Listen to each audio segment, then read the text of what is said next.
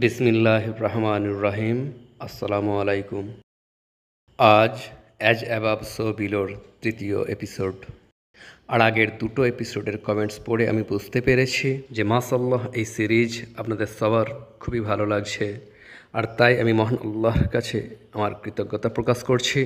আর এর সাথে সাথে আমি আপনাদেরকে একটা সুখবরও দিচ্ছি যে যদি এখন পর্যন্ত আপনাদের এই সিরিজ ভালো লেগে থাকে, তাহলে আপনাদের কাছে আমার ওয়াদা যে বাকি সিরিজও আপনাদের অন্তরকে স্পর্শ করে তাতে স্থায়ী হয়ে যাবে। ওকে, যদি আপনি আগের দুই এপিসোড না দেখে থাকেন তাহলে অতি অবশ্যই সে দুটো দেখে নেবেন, কারণ আজ থেকে ইনশাল্লাহ সমস্ত প্রশ্নের উত্তর পাওয়া শুরু হয়ে যাবে। গত শতাব্দীতে এক বিশাল বড় সায়েন্টিস্ট অতিবাহিত হয়েছেন, কার্ল সেগান, যিনি একবার বলেছিলেন যে extra ordinary claim requires extra ordinary evidence, অর্থাৎ অসাধারণ দাবির জন্য প্রমাণও আপনাকে অসাধারণ প্রকৃতির দিতে হবে। আমার নিজের রিসার্চ ওয়ার্কের সময় যখন আমি ফিগার আউট করলাম যে নীল আর ফোরাতের দলদলের নিচে পানিতে পূর্ণ গুহাগুলো আর পাহাড়গুলো, এই দুটোর মধ্যে একটা জিনিস কমন, যেটা অস্বাভাবিক কথা বলে যাচ্ছে। কোথাও সে নীল আর ফোরাতকে নিচে নিয়ে আসছে, আবার কোথাও পাহাড়ে রাস্তা তৈরি করছে। তো প্রথমে আমি অবাক হয়ে গিয়েছিলাম, কিন্তু তাকে ফাইনাল করার আগে রিসার্চের সর্বপ্রথম নিয়ম কোনটা? তা হলো কোনো জিনিসকে কনফার্ম করার আগে বাকি সম্ভাবনাগুলোকেও দেখে নিতে হবে যে কোথাও অন্য কোনো কারণ তো লুকিয়ে নেই। যেমন নীল আর ফোরাতের নিচের গুহাগুলোর বিষয়ে তো আমি কনফার্ম ছিলাম যে সেগুলোর ভিতরে একটা খুবই সার্টেন জিনিস, একটা বিশেষ জিনিস মজুদ রয়েছে, কিন্তু পাহাড়গুলোতে যে বিষয়টা ঘটছে তার পিছনে সেই একই রিজন কি থাকতে পারে? এটা কনফার্ম করার জন্য আমাদেরকে পাহাড়গুলোকে তিনটে ছোট ছোট টেস্ট এর মধ্য দিয়ে নিয়ে যেতে হবে। সর্বপ্রথম টেস্ট হলো পাহাড়গুলোর এলিভেশন, অর্থাৎ পাহাড়গুলোর উচ্চতার কারণে কি সেখানে আশ্চর্যজনক ঘটনা ঘটছে। এটা সত্য যে পাহাড়ের উচ্চতা যত বাড়তে থাকে ততই পাহাড়ের উপরে সব কিছু বদলে যেতে থাকে।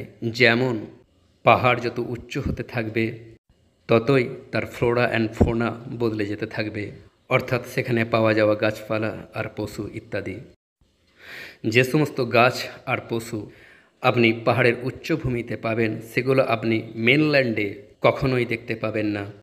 যেমন ইয়ক, যা কমপক্ষে 4000 অর্থাৎ সেই পাহাড় যা 4000 মিটারের থেকেও বেশি উঁচু, সেখানেই পাওয়া যায়। একইভাবে স্নো লেপার্ডস, যা হিমালয়ের 6000 থাকে আর অতি কষ্টে তাদেরকে দেখতে পাওয়া যায়। ঠিক একইভাবে পাহাড় যত উঁচু হতে থাকবে ততই পাহাড়গুলোয় উদ্গত হওয়া গাছের রূপও বদলে যেতে থাকবে, কারণ সেখানে টেম্পারেচার কম হয়ে থাকে, খুব ঠান্ডা আবহাওয়া থাকে।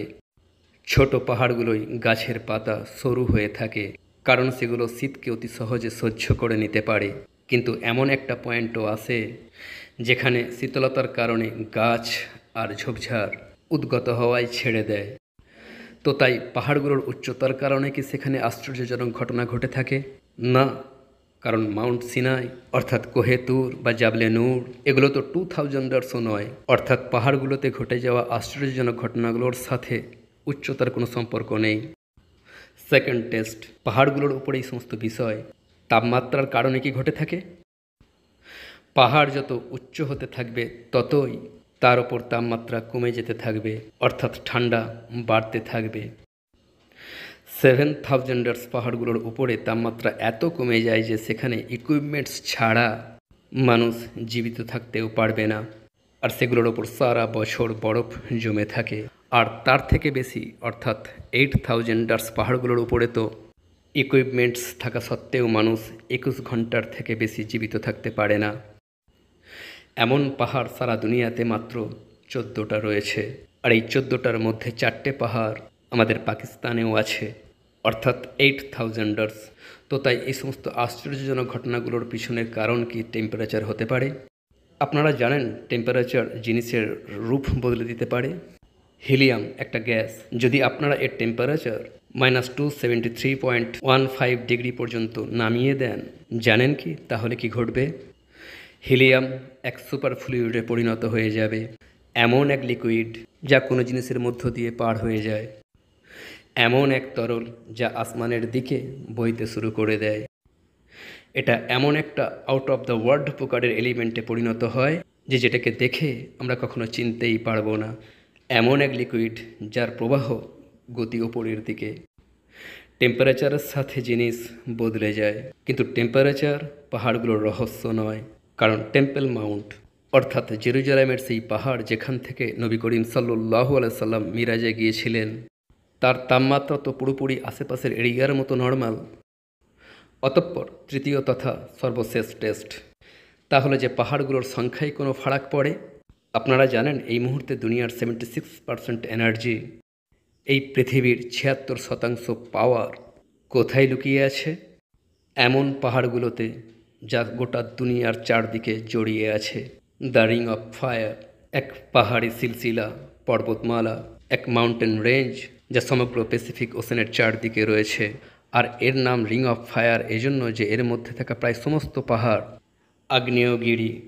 আর 300টা আগ্নেয়গিরি এমন যা আজ যে কোনো মুহূর্তে ফেটে পড়তে পারে।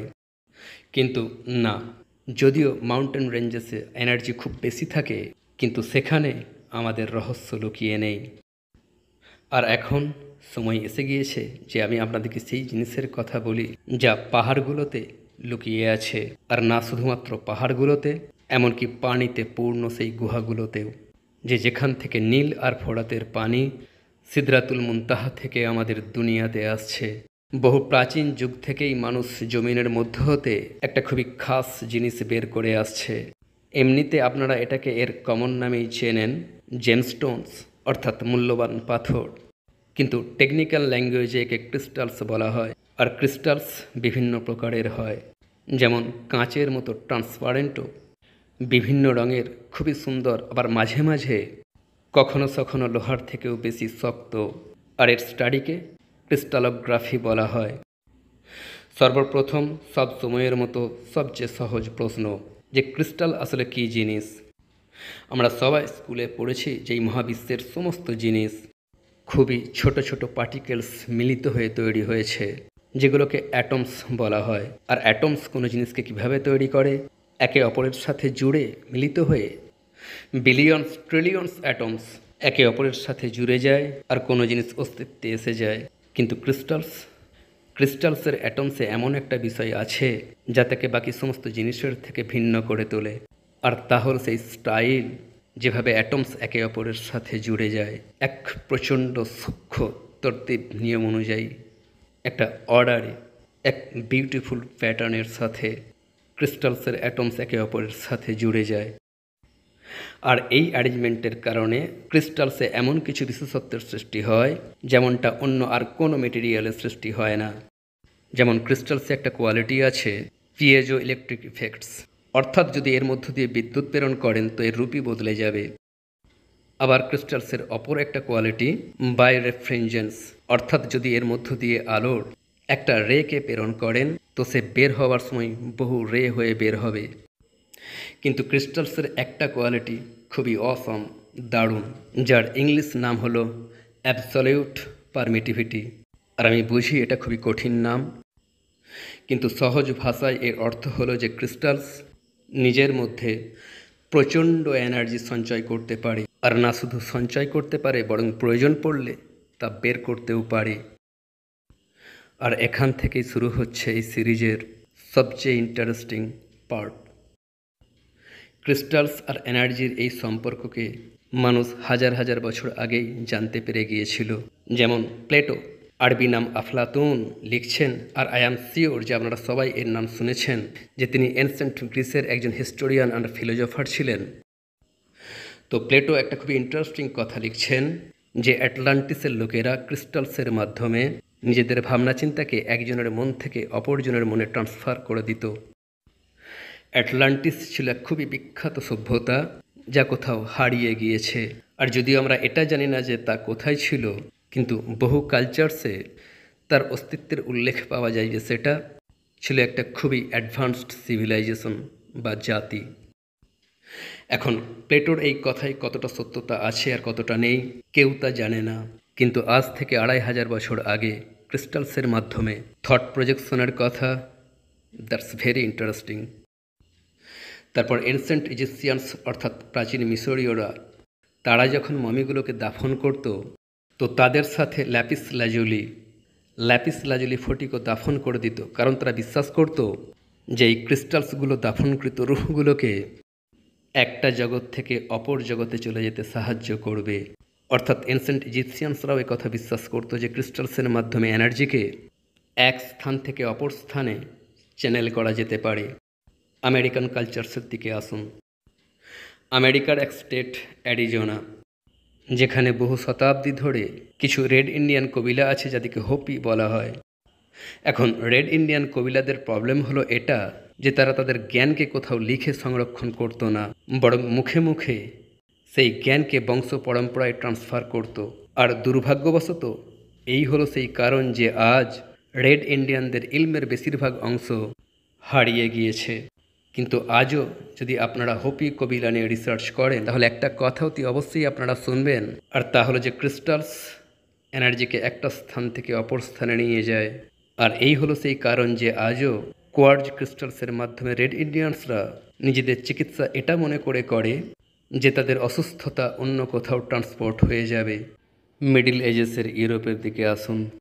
পঞ্চদশ শতাব্দীর ইউরোপে একটা টেক্সট লেখা হয়েছিল যার নাম হলো ল্যাপিড্রিজ। সম্পূর্ণ কিতাবটা এ বিষয়ে লেখা যে কিভাবে ইউরোপের প্রাচীন লোকেরা ক্রিস্টালসে মজুদ থাকা এক বিশেষ এনার্জিকে অনুভব করে নিয়েছিল, যা শরীরের উপর এক অদ্ভুত প্রভাব ফেলে। আর ইনফ্যাক্ট আজও তাদের এই প্র্যাকটিস জীবিত রয়েছে, যাকে ক্রিস্টাল হিলিং বলা হয়। তিব্বতের বৌদ্ধ ভিক্ষুক অর্থাৎ মংস, যাদের বিষয়ে আগের এপিসোডে আমি আপনাদেরকে বলেও ছিলাম, তারাও তাদের মালাতে ক্রিস্টালস ঝুলিয়ে রাখত, কারণ তাদের মনে হতো যে ক্রিস্টালসের মতো তারাও নিজেদেরকে এই পার্থিব দুনিয়া থেকে বের করে আধ্যাত্মিক দুনিয়াতে চ্যানেল করতে পারবে। ইন্ডিয়ার প্রাচীন বৈদিক টেক্সট, বিশেষ করে গরুদা পুরাণা আর গোড়াহা গোকারাতে ক্রিস্টালসের ইম্পর্টেন্স নিয়ে বহু ইনফরমেশন লিখিত আছে, যে ক্রিস্টালসের মাধ্যমে এনার্জি সফর করতে পারে, যাত্রা করতে পারে, ট্রান্সপোর্ট হতে পারে, চ্যানেল হতে পারে। অস্ট্রেলিয়ার অ্যাবঅরিজিনিস তারাও রেড ইন্ডিয়ানসদের মতো নিজেদের নলেজকে ডকুমেন্ট করতো না, বরং মুখে মুখে একে অপরকে শেখাতো, ট্রান্সপোর্ট করতো। আর নিজেদের সামন্সের ব্যাপারে তারা বলে যে তার কাছে এমন কোনো একটা ম্যাজিক্যাল মেটেরিয়াল থাকতো যে যার মাধ্যমে সেই সামন্স আশ্চর্যজনক কাজকর্ম করত। আর গেস করুন সেই মেটেরিয়ালটা কী ছিল? ক্রিস্টালস। কিন্তু হয়তো আপনারা ভাবছেন যে এখন পর্যন্ত আমি ক্রিস্টালস নিয়ে কোনো প্রকার ইসলামিক রেফারেন্সের কথা বলিনি। একটা কথা আছে না, save the best for the last. সর্বোত্তম জিনিস সবসময় সর্বশেষেই বলা হয়। কিন্তু আপনাদেরকে ইসলামিক ক্রিস্টালসের কনসেপ্ট বলার আগে একটা কথা আপনাদের সামনে তুলে ধরা খুবই প্রয়োজন, যে দেখুন এই মহাবিশ্বে যে কোনো জিনিস হোক না কেন তার কোনো না কোনো স্ট্যান্ডার্ড থাকে। মানুষের মাঝেও মর্যাদার স্তর থাকে, সবাই এক প্রকার হয় না। প্রত্যেক জিনিসেই একটা অর্ডার আছে, একটা র্যাঙ্কিং আছে। ঠিক এভাবেই ক্রিস্টালসের দুনিয়াতেও একটা অর্ডার আছে, একটা র্যাঙ্কিং আছে। আর এমন 5টা ক্রিস্টালস রয়েছে যেগুলোকে বাকিদের তুলনায় উত্তম আর মূল্যবান বলে মনে করা হয়। Top 5 crystals. আর এই টপ 5 ক্রিস্টালসকে কার্ডিনাল ক্রিস্টালস বলা হয়। সমস্ত ক্রিস্টালসের তুলনায় সবচেয়ে মূল্যবান আর সবচেয়ে ভালো ক্রিস্টালস। আর এখন আমি আপনাদেরকে এই 5টা কার্ডিনাল ক্রিস্টালসের নাম বলতে যাচ্ছি, আর এই নামগুলোকে আপনাদেরকে মনে রাখতে হবে, কারণ এই পয়েন্টের পর থেকে এই ক্রিস্টালসগুলোকে আমি নাম ধরেই বলবো। আর এই লিস্ট আপনারা ডিসেন্ডিং অর্ডারে দেখবেন, অর্থাৎ সর্বপ্রথম সবচেয়ে কম পাওয়ারফুল আর সর্বশেষে সবচেয়ে বেশি পাওয়ারফুল। কার্ডিনাল ক্রিস্টালসের 5ম হাই র্যাঙ্কিং ক্রিস্টাল হলো অ্যামেথিস্ট, যাকে উর্দুতে সঙ্গে জামশেদ বলা হয়। পদ্মনীলা পার্পেল রঙের এক খুবই সুন্দর ক্রিস্টাল। এরপর 4র্থ হাই র্যাঙ্কিং ক্রিস্টাল হলো ডায়মন্ড, অর্থাৎ হীরা, যার সৌন্দর্য আর মূল্যের ব্যাপারে আমার কোনো কথা বলার প্রয়োজনও হয়তো নেই। এরপর 3য় হাই র্যাঙ্কিং ক্রিস্টাল হলো স্যাফায়ার, অর্থাৎ নীলকান্তমণি। এটা হলো সেই ক্রিস্টালস যার ডিপোজিট কাশ্মীরেও রয়েছে। আর কাশ্মীরের যে পাহাড়গুলোতে এটা পাওয়া যায় সেই পাহাড়গুলোর নাম এই ক্রিস্টালসের কারণেই ওয়াদিয়ে নীলম, নীলম উপত্যকা। প্রাচীনকাল থেকেই নীলমের আছে এক আধ্যাত্মিক ইম্পর্টেন্স। আর 13 শতাব্দীর খ্রিস্টান চার্চ একটা অফিসিয়াল নোটিশ জারি করেছিল যে নীলকান্ত মণিতে আধ্যাত্মিক রহস্য লুকিয়ে আছে, তাই চার্চের সমস্ত বিশপকে নীলকান্ত মণির একটা করে আংটি পরতে হবে, যা হবে এই বিষয়টার সিম্বল যে সেই ব্যক্তি গুপ্ত রুহানি ইলমের অধিকারী। এরপর 2 নম্বরের হাই র্যাঙ্কিং ক্রিস্টাল এমারাল্ড অর্থাৎ জমুর্দ তথা পান্না, গভীর সবুজ রঙের খুবই সুন্দর এক ক্রিস্টাল। আর পান্নার মতোই আরও এক অতীব সুন্দর ক্রিস্টাল আসমান আর সমুদ্রের রঙের এক ক্রিস্টাল অ্যাকোয়ামেরিন। আর সর্বশেষে হাইয়েস্ট র্যাঙ্কিংওয়ালা টপ 5 কার্ডিনাল ক্রিস্টালসগুলোর মধ্যে সবচেয়ে উচ্চ মর্যাদাওয়ালা ক্রিস্টাল রুবি, যাকে উর্দুতে ইয়াকুত বলা হয়। গোলাপি থেকে শুরু করে রক্তের রঙের মতো লাল রঙের এক খুবই মূল্যবান, অতীব সুন্দর আর মনোমুগ্ধকর ক্রিস্টাল। ক্রিস্টালসের দুনিয়ার সবচেয়ে মূল্যবান আর সবচেয়ে উত্তম মনে করা হয়। আর পরবর্তীতে যখন আমি ক্রিস্টালস নিয়ে আরও ডিটেলসে বলবো, তখন স্পেশালি ইয়াকুত নিয়ে আপনারা বহু আশ্চর্যজনক কথা শুনতে পাবেন। কিন্তু এমনও একটা জিনিস আছে যাকে এমনিতে ক্রিস্টালসদের মধ্যে গণনা করা হয় না, কিন্তু পরিচয়ের দিক থেকে তা বেসিক্যালি একটা ক্রিস্টাল। ক্যালসিয়াম কার্বনেটের সেই রূপ যে যাতে অ্যাটমস এক খুবই সুন্দর ক্রিস্টালাইন ফর্মে একে অপরের সাথে জুড়ে থাকে। আর এই জিনিসটার নাম হলো পার্লস অর্থাৎ মতি। আর এখন যেটা আপনারা শুনতে যাচ্ছেন তা হলো 11টা সহি হাদিসের একটা মজমুয়া, যেটা আপনাদেরকে খুবই মন দিয়ে শুনতে হবে। জামিয়া তিরমিজি। নবী করিম সাল্লাল্লাহু আলাইহি ওয়াসাল্লাম একবার নিজের সাহাবেদিকে জান্নাতের একটা ডেসক্রিপশন বর্ণনা করছিলেন। আর তিনি বললেন যে জান্নাতের একটা ইঁট সোনার আর অপর ইঁট রূপো দিয়ে তৈরি। তিনি এটাও বললেন যে জান্নাতের কাদা হলো সৌগন্ধযুক্ত আর তার মাটি লাল জাফরানের। কিন্তু এর সাথেই তিনি একথাও বললেন যে জান্নাতে পড়ে থাকা কঙ্কর হলো মুক্ত আর লাল ইয়াকুতের তৈরি। জামিয়া তিরমিজি। আল্লাহর নবী আলাইহিসসালামের কাছে একজন ব্যক্তি এলো আর বলতে শুরু করলো, ইয়া রাসূলুল্লাহ, ঘোড়া আমার খুব পছন্দ, তো জান্নাতে কি আমার কাছে কোনো ঘোড়া থাকবে? তখন তিনি আলাইহিসসালাম বললেন যে যদি মহান আল্লাহ তোকে জান্নাতে প্রবেশ করিয়ে দেন তো সেখানে তোর আকাঙ্ক্ষা অনুযায়ী একটা ঘোড়াও থাকবে, কিন্তু সেই ঘোড়া হবে লাল ইয়াকুতের তৈরি আর তার 2টো ডানাও থাকবে। আর যেখানে তুই চাইবি সেই ঘোড়া তোকে সেখানে নিজের সাথে উড়িয়ে নিয়ে যাবে। বুখারী, জামিয়া তিরমিজি আর সুনান আবু দাউদ। মিরাজের রাত যখন তিনি আলাইহিসসালামকে জান্নাতে নিয়ে যাওয়া হলো, তো তিনি সেখানে এক অদ্ভুত পানির নহর দেখতে পেলেন, যার পানি মধুর থেকেও মিষ্টি আর রং বরফের থেকেও বেশি সাদা। তিনি আলাইহিসসালামকে বলা হলো যে এই নহরের নাম কাউসার, আর কাউসারের তলদেশে মুক্ত আর ইয়াকুতকে ছড়িয়ে থাকতে দেখা যাচ্ছিল। আর শুধু এটাই নয়, এমনকি সেই নহরের 2 কিনারাও মুক্ত আর ইয়াকুত দিয়ে তৈরি ছিল। আর কাউসারের কিনারাতে খোলযুক্ত মুক্তোর স্তূপ রাখা ছিল। আর দূরে সেই নহরের তীরে কোনো স্থানে জবরজদের একটা প্রাসাদকে দেখতে পাওয়া যাচ্ছিল। জবরজদ অর্থাৎ বেরিডট, জমুর্দের মতো দেখতে লাইম গ্রিন কালারের এক খুবই সুন্দর ক্রিস্টাল। জামে তিরমিজি। এই জান্নাতের ইয়াকুতগুলোর মধ্যে হতে 2টো ইয়াকুত আমাদের এই দুনিয়াতেও প্রেরণ করা হয়েছে, কিন্তু প্রেরণ করার আগে তাদের সৌন্দর্যকে শেষ করে দেওয়া হয়েছিল, তা না হলে তাদের আলোতে মাশরিক আর মাগরিব দুটোই দৃশ্যমান হয়ে যেত। আর সেই 2 ইয়াকুত কোন 2টো? হাজরে আসওয়াদ আর মাকামে ইব্রাহিম। সিলসিলাতুস সহিহা, বুখারী আর মুসনাদে আহমদ। নবী করিম সাল্লাল্লাহু আলাইহি সাল্লামের প্রথম স্ত্রী হযরত খাদিজা রাদিয়াল্লাহু আনহার জন্য জান্নাতে এমন একটা ঘর তৈরি করা হয়েছে যার মধ্যে বসবাসকারী আশ্চর্যজনকভাবে কোনো ক্লান্তি অনুভব হয় না। এই ঘরে কোনো প্রকারের কোনো হইচই প্রবেশ করে না, শুধু এক প্রকারের প্রশান্ত নিস্তব্ধতা। আর আপনারা জানেন সেই ঘর কিসের তৈরি? মতি তথা মুক্ত আর লাল ইয়াকুতের। সহি বুখারী। যখন সূরা দুহা নাজিল হলো, তো তার নাজিল হওয়ার ব্যাকগ্রাউন্ড খুবই কষ্টকর, কারণ একবার তিনি আলাইহিসসালাম অসুস্থ হয়ে পড়েছিলেন, 2 অথবা 3 রাত তাহাজ্জুদের জন্য উঠতে পারেননি। তো আবু লাহাবের স্ত্রী আওরা তিনি আলাইহিসসালামের কাছে এলো আর বলতে শুরু করলো যে ওহে মুহাম্মদ, মনে হচ্ছে তোমার শয়তান তোমাকে ছেড়ে দিয়েছে, আমি দেখছি 2 অথবা 3 রাত সে তোমার কাছে আসেনি। আর এই কথায় তিনি আলাইহিসসালাম খুব কষ্ট পেয়েছিলেন, দুঃখ পেয়েছিলেন। আর তখন তিনি আলাইহিসসালামের অন্তরকে শান্ত করার জন্য, সান্ত্বনা দেওয়ার জন্য সূরা দুহা নাজিল হয়েছিল, যে শপথ সকালের প্রথম আলোর, আর শপথ রাতের যখন সে তার পিছনে আসে। না তোমার রব তোমাকে পরিত্যাগ করেছে, আর না সে তোমার ওপর বিরক্ত হয়েছে। আর সূরা দুহা নিয়ে ভিন্নভাবে আমি একটা ভিডিও তৈরি করেছিলাম, যে কেন মহান আল্লাহ এতে আলোর উল্লেখ করেছেন। আর যদি আপনারা আমার মতো সৌন্দর্যকে খুব পছন্দ করেন, তাহলে একবার সেই ভিডিও অতি অবশ্যই দেখবেন। ওয়াদ-দুহার চতুর্থ আর পঞ্চম আয়াত, অর্থাৎ তোমার জন্য পরবর্তী সময় অতি অবশ্যই পূর্ববর্তী সময়ের চেয়ে উত্তম হবে। আর শীঘ্রই তোমার রব তোমাকে এমন পুরস্কার দেবেন যে তুমি সন্তুষ্ট হয়ে যাবে। আর সেই পুরস্কারটা কী ছিল?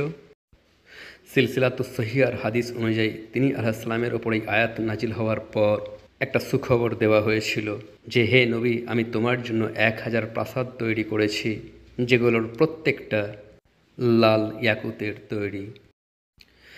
মিসকাত শরীফ। জান্নাতগুলো বিভিন্ন মর্যাদা বা স্তরের, আর তাতে বসবাসকারী জান্নাতীরাও বিভিন্ন মর্যাদার।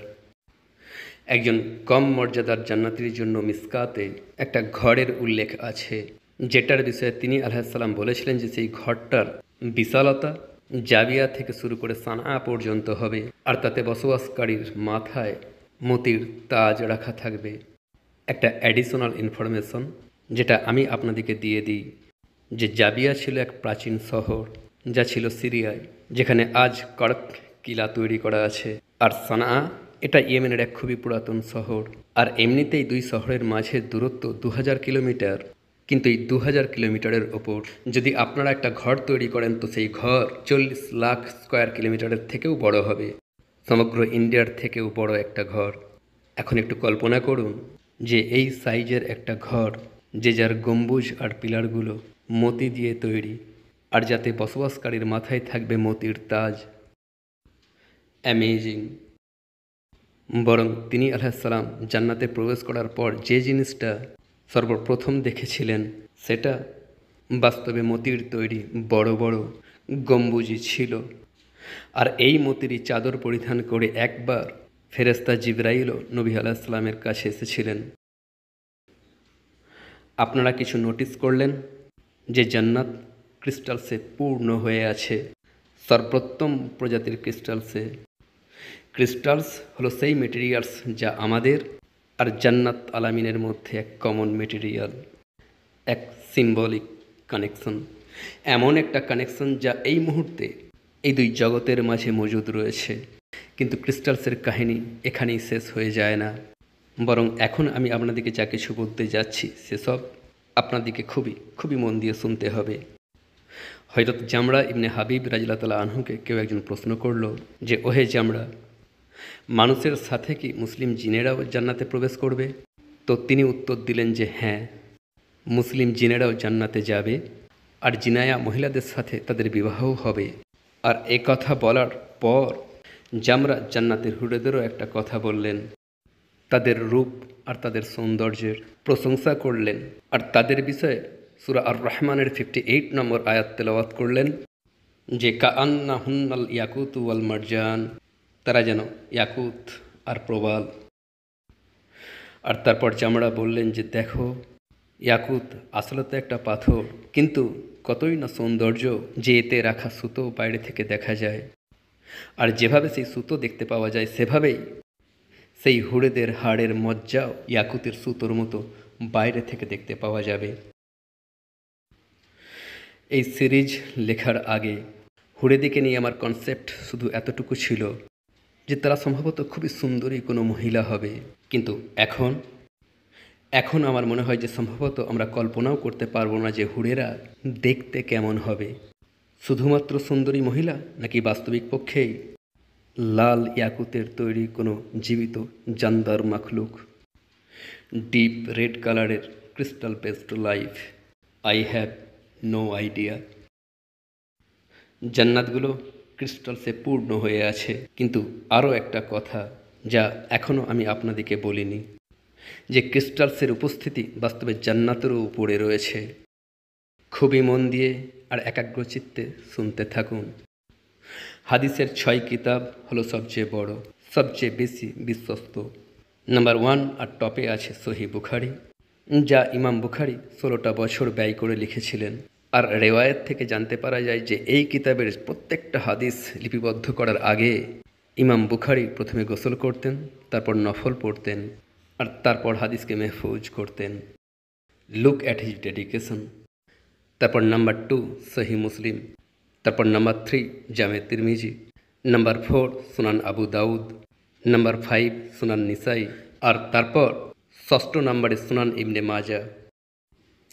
হাদিসের এই টপ কিতাবগুলোর সংকলকগণ প্রায় 25,000-এর মতো হাদিস সমবেত করেছেন। কিন্তু যখন তারা এই কিতাবগুলো লিখছিলেন, তখন কখনো কখনো এমনটা হতো যে কোনো ঘটনা বা কোনো হাদিস খুবই লম্বা হতো। তো স্রেফ সেগুলোকে কনসাইজ রাখার জন্য মূল বিষয়টা লিখে দিতেন, আর অ্যাডিশনাল ইনফরমেশন যেগুলো হাদিসের অংশ তো অতি অবশ্যই, কিন্তু বিষয়কে ছোট রাখার প্রয়োজনে সেগুলোকে ছেড়ে দিতেন। আর 10ম শতাব্দীর এক খুবই বড় মুহাদ্দিস আর থিওলজিয়ান আবু বকর আল বাজান কী করলেন, যে তিনি এই সমস্ত অ্যাডিশনাল ইনফরমেশন যেগুলোকে জওয়াইদ বলা হয়, তিনি এই সমস্ত জওয়াইদকে সমবেত করলেন, যেগুলো ছিল বাস্তবে হাদিসেরই অংশ, আর 20টা খণ্ডে বিভক্ত এক বিশাল বড় কিতাব লিখলেন, নাম মুসনাদে বাজার। অর্থাৎ সেই কিতাব যাতে সেই সমস্ত ঘটনা মজুদ রয়েছে যেগুলোকে সিয়াসিত্তার মুআল্লিফিনগণ শুধুমাত্র এ কারণে ছেড়ে দিয়েছিলেন যে কিতাব যেন খুব বড় না হয়ে যায়। আর যে ঘটনা এখন আমি আপনাদেরকে শোনাতে যাচ্ছি তা মুসনাদে বাজারে লিখিত আছে, এক অ্যাডিশনাল ইনফরমেশন যা অরিজিনালি হাদিসেরই অংশ ছিল। বাই দ্য ওয়ে, একটা কথা, যে এখানে আমি শুধুমাত্র এতটুকু বলতে পারতাম যে অমুক কথাটা মুসনাদে বাজারে লিখিত আছে, কিন্তু আপনাদেরকে এই ছোট্ট পিস অফ ইনফরমেশন দেওয়ার উদ্দেশ্য এটা ছিল যে আপনাদের ইলমের বৃদ্ধি ঘটুক, আপনারা ইলমুল হাদিস, নিজেদের নবী আর উলামাদের সেই কথা জানতে পেরে যান যা নর্মালি আগে থেকে জানা থাকে না। আর এটাই আমার হোল পারপাস, ইলমের সন্ধানে নক্ষত্র পর্যন্ত পৌঁছে যাওয়া।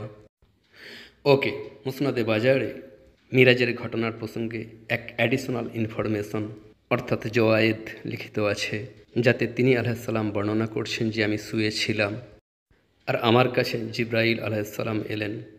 তিনি আমার 2 কাঁধের মাঝে হাত রাখলেন আর আমি দাঁড়িয়ে পড়ে এক গাছের উপর বসে পড়লাম। এই গাছের কথাটা নিজেদের মাথায় রেখে দেবেন। তিনি আলাইহিসসালাম বলছেন যে সেই গাছ বাড়তে শুরু করলো, উঁচু হতে শুরু করলো, এত দূর যে যদি আমি চাইতাম তো আসমানকে স্পর্শ করতে পারতাম। আমি আমার চাদর সামালছিলাম, কিন্তু দেখলাম যে জিবরাইল খুবই বেশি একাগ্র আর অ্যাংসাস অবস্থায় আছেন। আর আমি তখনই বুঝতে পেরে গেলাম যে আল্লাহকে নিয়ে জিবরাইল আলাইহিস সালাম আমার থেকে বেশি ইলম রাখেন। তারপর আমাদের জন্য আসমানের একটা দরজা খোলা হলো, আর সেই দরজার ও প্রান্তে আমি এক অসম আর আজিমুসান নূর দেখলাম, যেটা ছিল কোনো এক প্রকারের পর্দার পিছনে আড়ালে। আর সেই পর্দার কাছে আমি বহু ইয়াকুত আর মতিকে ঝিলমিল করতে দেখলাম। আর তখন আমার প্রতি বহু কিছু ওহী করা হলো। আমি জানি না যে শুনতে শুনতে আপনারা এই দৃশ্যকে কল্পনা করতে পারছেন কি না, কিন্তু এটা লেখার সময় আমি একটা শব্দকে ইমাজিন করছিলাম। আর সত্যি কথা বলতে কি, আমার কাছে না আছে সেই শব্দ আর না আছে সেই টেকনোলজি যার মাধ্যমে আমি আপনাদেরকে সেটা দেখাতে পারি যা এই মুহূর্তে আমি নিজে দেখছি। শুধুমাত্র এতটুকু বলতে পারি যে ঝিলমিল করতে থাকা ইয়াকুত আর মতির মাঝে আড়াল হয়ে থাকা সেই নূর কতটাই না পাওয়ারফুল দৃশ্য হতে পারে। কিন্তু আপনারা কি একটা বিষয় নোটিস করলেন যে ক্রিস্টালস কোথায় কোথায় মজুদ রয়েছে? আসমানের দরজার ও প্রান্তেও সেই ক্রিস্টালস মজুদ রয়েছে। কিন্তু বিষয়টা এখানেই সীমাবদ্ধ থাকছে না। সূরা তাওবা, আল্লাহ হলেন তিনি যিনি আরশুল আজিমের মালিক। আন-নামল, আল্লাহ হলেন তিনি যিনি আজমতওয়ালা আরশের মালিক। সূরা গাফির, আল্লাহ হলেন তিনি যিনি উচ্চ মর্যাদাওয়ালা আরশের রব। আজ-জুখরুফ, আরশের রব খুবই পবিত্র। আল বুরুজ, আরশের মালিক খুবই আজমতওয়ালা। কি এই আরশ? সপ্ত আসমানের উপর জান্নাতুল ফেরদৌস, অর্থাৎ the best of the best জান্নাত। আর জান্নাতুল ফেরদৌসের ছাদ হলো হাদিসে নববী অনুযায়ী আল্লাহর আরশ। যে যার তুলনায় 7টা আসমান এতটা ছোট ছোট, যেমনটা কোনো মরুভূমিতে পড়ে থাকা একটা আংটি হয়ে থাকে।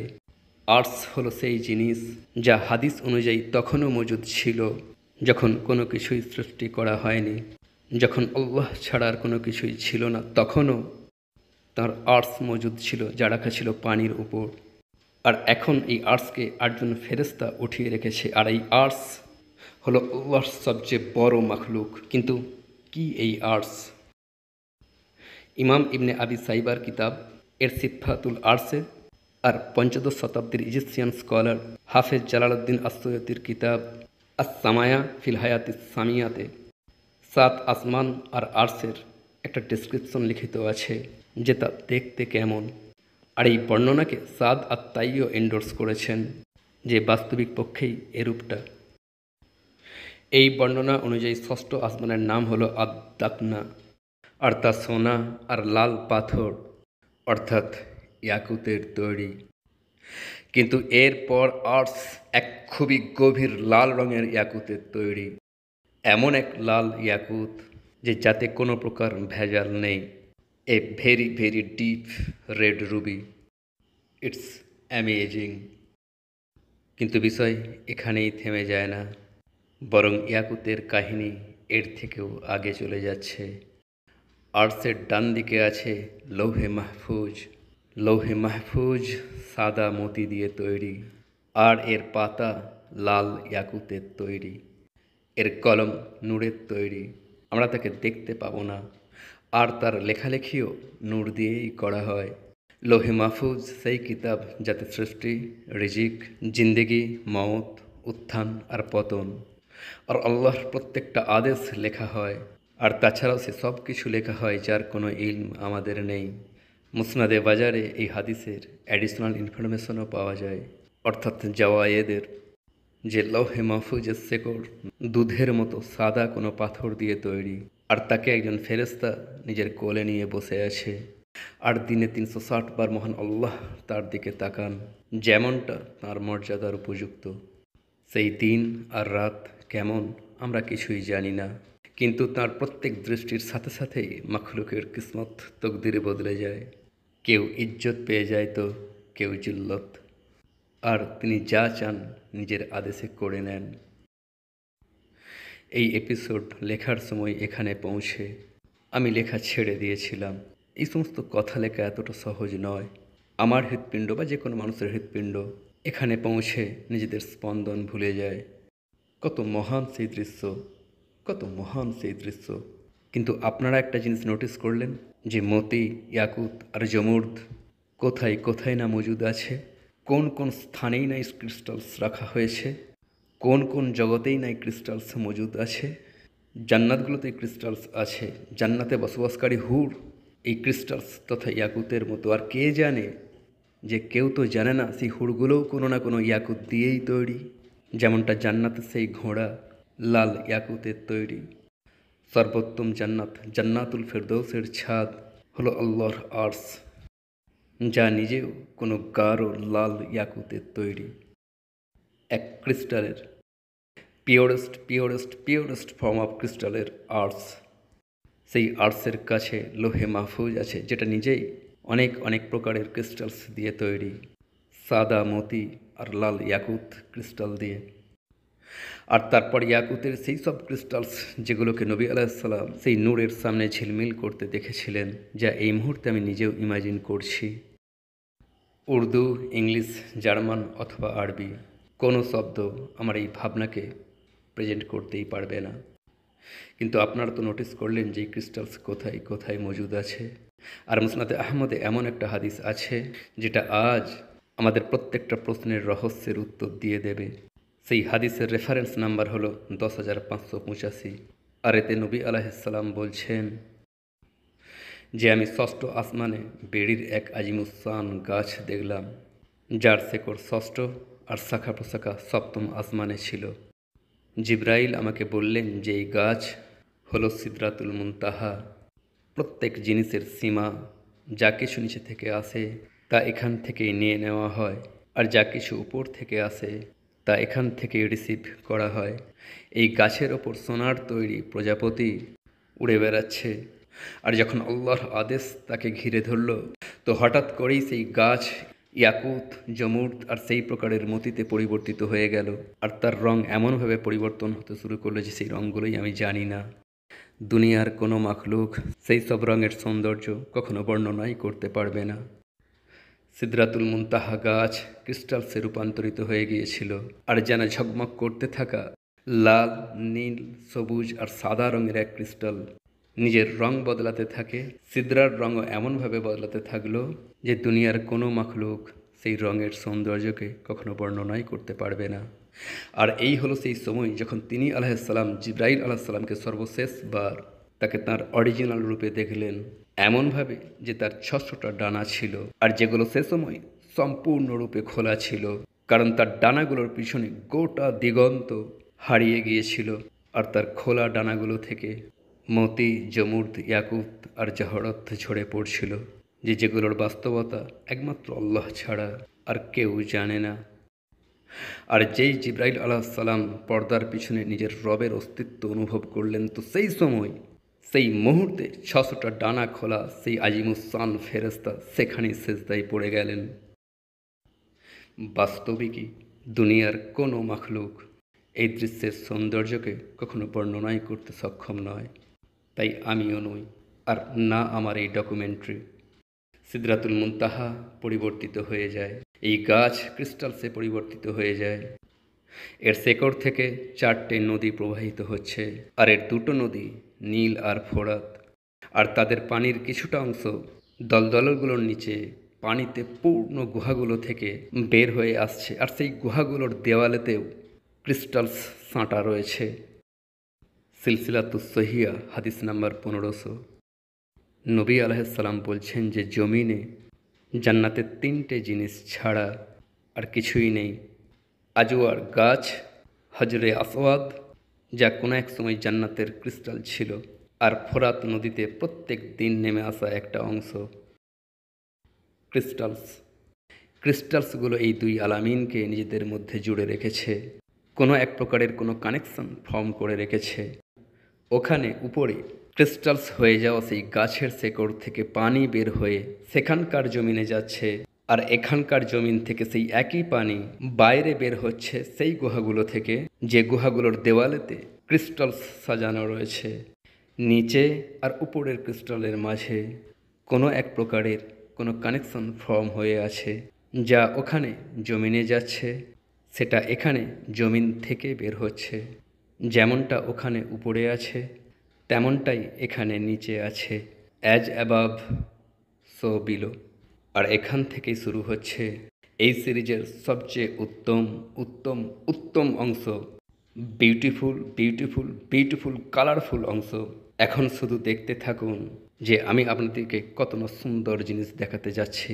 কিন্তু সেসব কিছু ইনশাআল্লাহ সিরিজের আগামী এপিসোডসগুলোই। আর ততদিন আমি চাই যে এই সিরিজ আপনারা সম্পূর্ণ ফ্যামিলির সাথে শেয়ার করুন, যাতে করে তারাও আমার এই সুন্দর সফরে সঙ্গী হয়ে আমাদের সাথী হয়ে যায়। আর সিরিজের পরবর্তী এপিসোডে যেন তারাও আমাদের সাথেই থাকতে পারেন। কিন্তু ততদিন পর্যন্ত আমার তরফ থেকে আল্লাহ হাফেজ।